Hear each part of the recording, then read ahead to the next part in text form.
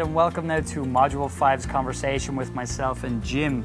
So we just went through the cognitive dissonance phase in the 4-phase conversion call, and we're not going to go through the entire wonderfully complex module again, but what we are going to do is we're going to dive into a really key component and a key tool for you to utilize to become a master persuader and influencer. And that, Jim, is of course the art of questioning in both the dissonance phase, in the fancy state, and of course in the despair state. So let's jump into the art of questioning in both those phases, Jim. Well, like you said, Stephen, questioning is an art, and as an artist of questioning, you know, we're going to have several different brushes in our hands for broad strokes, those for the fine lines, and the truth is to know how to question, when to question, because this is how we extract our clients from their status quo. It's this questioning that we're able to help our clients to unshackle them and free them, to be able to liberate them to thinking about what their true desires are, and then to get them into a deep realization of what it is that's causing them from being able to achieve those desires.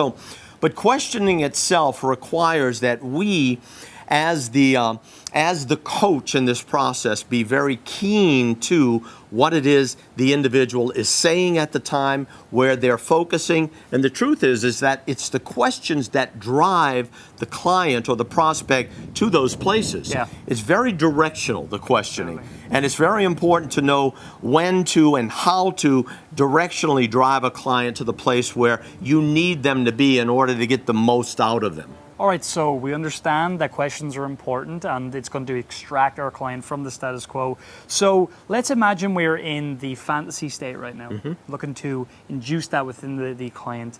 What are some of the questions we can ask, and then how do we know when to go deeper with those questions? Oh, that's a great question, because the truth is what we're really looking to do in order to be effective, and this is something that can be taught, we teach it through this system here, and that is to be able to drive for and question for clarity, to question for a focus, because the truth is that most of the prospects coming to us have never really focused with any type of alacrity, any type of specificity on what it is that they want.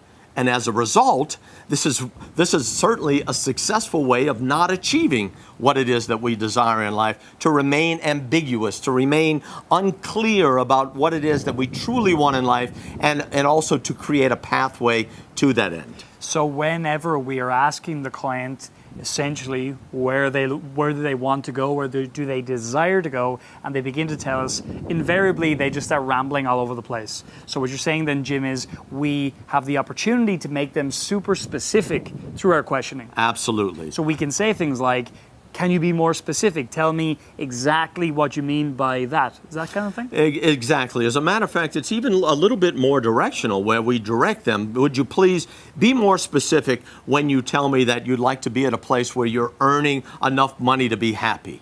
What is the specific amount of money that you believe you would need to earn in order to be happy? And how do you define happiness? What is the happiness that will result from those earnings once you're able to achieve it? You see, so it's a defining process where we're getting them now to put some meat on the bones. Exactly. So maybe I might say to you, Jim, I believe I'll be happy when I'm making $150,000 US a year.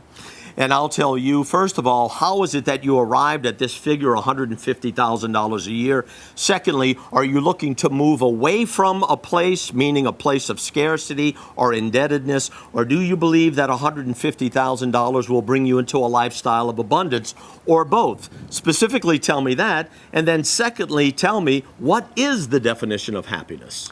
Well, the reason I want to make $150,000 a year is that I want to never have to worry about money again. And also, you know, I haven't really taken any vacations over the last couple of years, so I'd love to take at least 2 to 3 vacations as well. So let me stop you there, Stephen, before you go on too far in this questioning. So tell me, where exactly do you see yourself vacationing?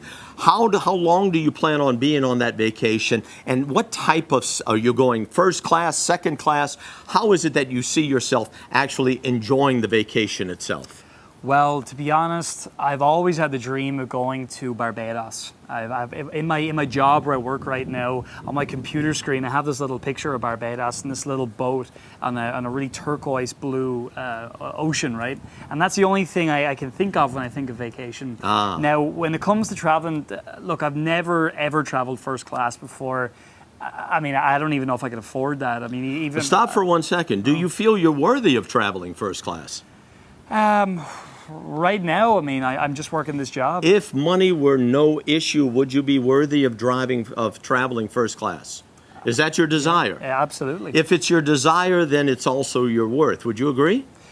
I suppose so. So you would enjoy traveling first class then? Oh, I would love to. I'd love to bring my wife as well. That'd be just amazing. So what would that mean to you now being a world traveler at a first class level? What type of identity do you perceive you would have? Do you want to know something? I believe I would feel like for the first time in my life, I was actually a winner. I feel right now like, I don't want to say a loser because that's very... Stop for a second. Oh, okay. What exactly, when you say a winner, what do you mean by winner? What does that mean to you? Somebody who's in control, somebody who, again, doesn't worry about money, somebody who is just able to do what it is they want to do. How do people perceive you as a winner? I think they see me doing what they would love to do and what they believe they cannot do. When you wake up every day as a winner, what are the first thoughts on your mind? Well, first off, I get to do what it is I want to do every day. Right. I go downstairs, I read the sports. What type of house are you living in, Stephen? Well, it's a house, it's near the ocean. It's got, I'm going to say 4 to 5 bedrooms. So you see, just to break the conversation. Little role play, yeah. In a role play, what I'm doing is you see me interrupt Stephen quite frequently, and this is something that's very important. Why? Number one, because you're maintaining the alpha positioning, but number two, you're not allowing your prospect to go on to multiple different positions or concepts without first getting specificity of that very first concept that they enunciate. So Jim, whenever I was going through that fantasy state exercise with you there, I noticed that you stopped me when I began to go into negativity. And there's a reason behind why you did that. So I'd like you to share now why you did that.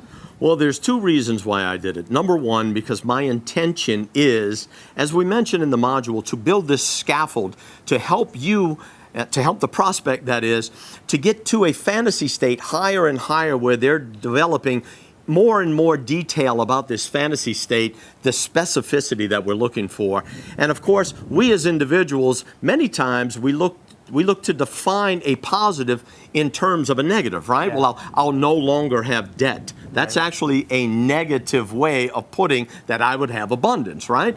So what we want to do is we want to manage the vernacular, because when you manage the words of your prospect, then you're also managing the thoughts and you're managing the vision that they have as well. So focus will allow me to get the individual, that prospect, to be able to speak more effectively and be able to drive them internally, right? Where I'm inducing state, as we had mentioned. Our focus is to induce this state of what? This state of hope, this state of experience that they have, a state of ecstasy, whatever it might be, right? Where they're actually now feeling that they're part of the fantasy, that it's actually real as well. Yeah, so actually just you mentioned there driving internally. Let's just define that even a little further again, because it's a very, very important concept. Driving your prospect internal. What this means is basically through your questioning, you're driving that person within themselves to go deep into their mind, to think a lot more effectively and retrieve answers that are more specific, answers that are more laden with emotion, and answers that will give a full definition of exactly the concept that they have in mind. All right, great, Jim. So another thing that we cover in extreme detail within our master's programs, the next level here beyond this Miller System foundation system you're going through, is this idea of the pivot and the push. What exactly are we talking about there? Well, it's actually a cute term for our line of questioning, because there's times that I find it necessary to push the prospect into a deeper, more specific explanation, and many times I'll get resistance. Yeah. And I'll look to push through that resistance so that I can drive that prospect to a place where maybe they're reluctant to go, or maybe they've never gone before, maybe they don't have certainty about that place. Yeah. And so I will push them from this alpha positioning, from this place as a coach, in order to go and retrieve that answer for me. Now, if I find that I've basically gotten to a place that they absolutely would rather not, or that there's nothing left there to drive in that topic, well, then I'll pivot to another line of questioning. Yeah. And generally, it's something that I can expand from what they might have told me earlier. These prospects give you an abundance, a feast of topics through which to question them. Yeah, so the idea really, as we showed in our example earlier on, we continue to be specific. We get our client to move it within themselves, Yes. retrieve these ideas, retrieve these emotions, and bring them back out to us as we bring them through the process that we've outlined in the module. Correct. And then we continue through the process into the various other states that we describe in the module. So I believe this has been a great example of how it is we do the questioning. Yes. And of course, in the master's program, we do a lot more of this, massive amounts of examples of role plays and that kind of thing. But this is just to give you your initial, get your feet wet so that you know exactly how to do it within the Miller system. Correct. Yes, there's many nuances, many idiosyncratic opportunities that we can sandpaper in order to transform anyone into a master at this questioning technique. Yeah, and it's like anything, if we were to go through everything, all the levels, all the advanced strategies, I believe people's heads would explode. So we got to start. And I started exactly where you are right now, by the way. I went through this exact process and I began implementing it within my business. And then when I had mastered this first level, I was able to go back and actually say to Jim, okay, Jim, how do I get to the next level? And of course, that's what we talk about in more advanced programs. But that was Module 5's conversation. I hope you got a lot of value from it, and we'll see you in Module 6.